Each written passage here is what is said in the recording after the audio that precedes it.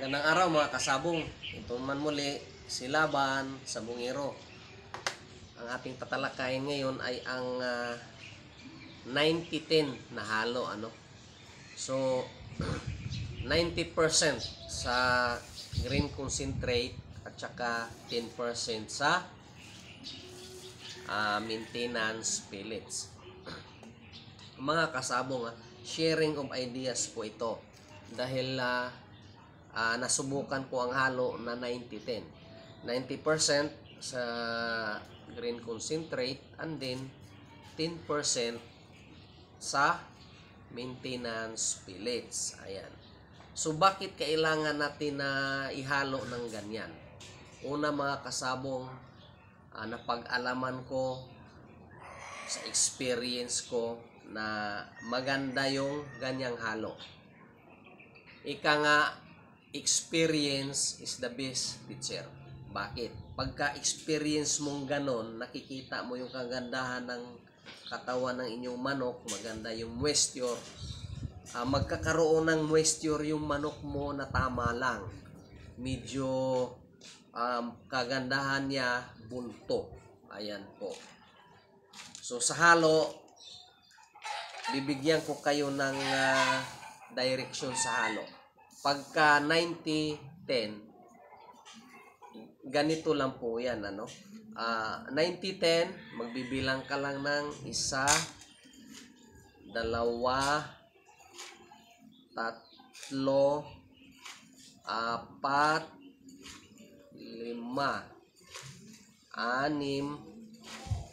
8, 9, Ayan, siyam, And then, sa 10%, isa lang. Ganito lang yan. Ayan. Ganyan lang yan ang halo na yan. That is 90% and then 10%. Ayan. Mga kasabong, sa halong ito, yung manok mo may moisture, no? Hindi gaanong mabigat. Pero may moisture, may tubig talaga siya. Pag nagsimula kasi tayo ng tinatawag na magpa-maintenance, ito yung magandang halo. Dahil nga yung manok natin, pag yung mga sa ating moisture, maraming mga variant na ginagawa. Pag nainitan yung manok, kusang makukuha ang moisture niya. So, titignan nyo rin. So, sa halo na to, na-experience ko na maganda ang katawan ng manok. May moisture. Ayan. So, ito yung maintenance na dapat ninyong i-try. Dahil na-try ko na ito. Ika nga, sabi ko nga, experience ko na ito na maganda sa manok na naka-cord. Ayan. Pag naka-cord ang manok niyo, ito po yun. Maganda. Ayan. Itong grains, ibabad po ninyo sa tubig para mawala yung phytic acid niya. Ayan. Yung phytic acid niya, ito po yung bumubula na sa tubig. Ito po, ang phytic acid, yan po yung nagpiprevent sa pagkain ng manok na mapasok yung mga nutrients sa katawan. Ipiprevent niyan. Kaya, kung hindi ninyo ito ibabad, kung mayroon kayong phytic acid neutralizer. Ayan. So, pag mayroon kayo, pwede nang hindi ibabad o pwede nang hindi hugasan. Pwede rin naman itong hugasan para at least malinis. Huwag nang babad. Pwede rin. Depende po sa inyo. Ayan. Ayan mga kasabong. Tandaan po ninyo, experience is the best teacher. Ito po yung tinuro ko sa inyo na 90% grains concentrate and 10% pellets.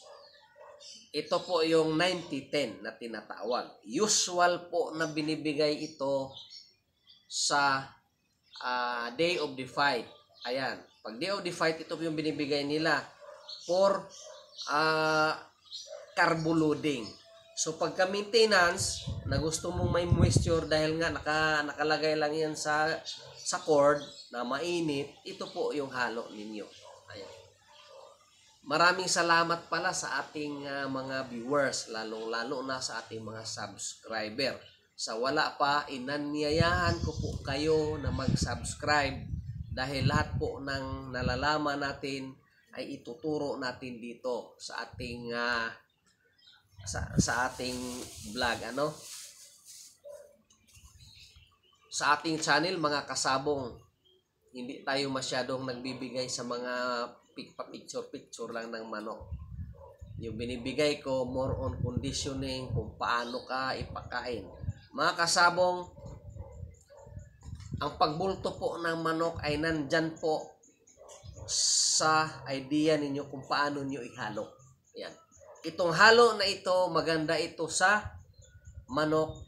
Kung gusto nyo may moisture ang manok, most especially pag nasa cord ang manok, ito po yung halo na to.